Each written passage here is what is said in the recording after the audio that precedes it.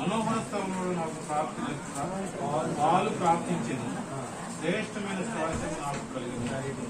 కాబట్టి ఇక్కడ దావీదుకి ఎట్లా గాడు చూస్తున్నారు. ఈయన దేవుని యందు భయభక్తులు కలిగి దేవుని ఇష్టానుసారంగా జీవించి తన యాత్ర ముగించి ఆ మనోహరమైన స్థలంలోనికి ఆయన వెళ్ళిపోయారు. ఈ లోకంలో ఈ లోకంలో మరి ఆయన కూడా మరి ప్రభుత్వం నడిచి ఆయన యాత్ర ముగించుకుని ఆయన ఆ మనోహరమైన స్థలంలోకి వెళ్ళాడని మనం నమ్మచ్చు. అలాగే